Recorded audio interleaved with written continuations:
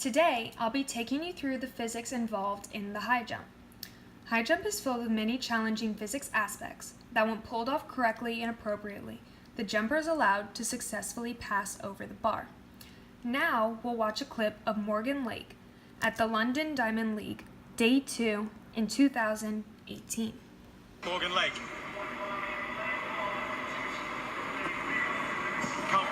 Let's start with her approach. An easy aspect to identify is her conversion from potential energy to kinetic energy throughout the beginning of her approach. Starting from rest, she leans backwards and propels herself forward. By starting with her amount of potential energy, she is allowed to start off her approach better and at a more beneficial speed than to just start running towards the bar in a straight path. Another aspect you may have noticed in the clip of Morgan Lake is she went from a straight to a curved approach rather than just running straight towards the bar.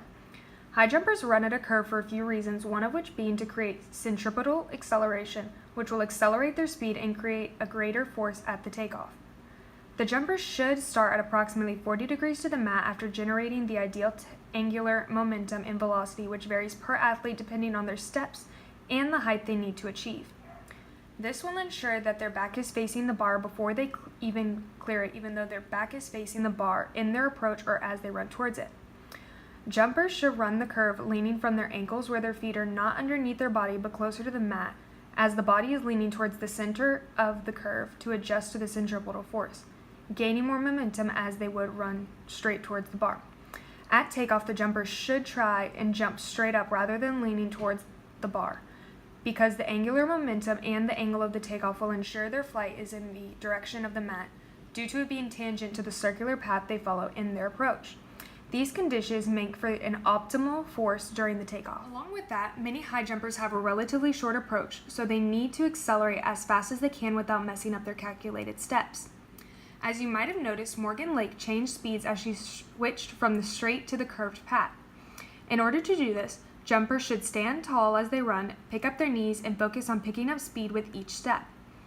This is especially necessary when they're transitioning from the straight run to the curved path. This is because it's hard to begin the curved path already at full speed. Her spikes also help her pull the track, allowing her to move faster.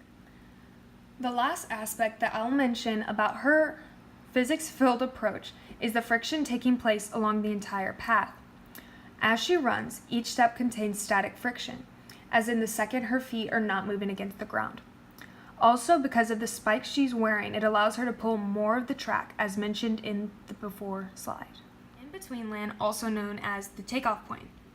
A high jumper has to also take off with as much force as possible so that the ground will push the jumper up very high, as described in Newton's third law of equal and opposite reactions. The more force the jumper applies towards the ground when jumping, the higher they will go and have a better chance of clearing the bar. This powerful step converts the force generated from horizontal velocity to gravitational potential energy, or height. Now we begin with how high jumpers jump today compared to how they jumped back then. Before 1968 and the early 1960s, high jumpers would run straight at the bar and literally jump over it. It was extremely difficult due to the fact that they would also need to raise their center of gravity along with their body. This all soon changed. Instead of jumping over the bar, lifting each leg up over the bar like the rest of his competitors, he tried something new. In 1968, the Fosbury flop was invented by Dick Fosbury at the age of 16.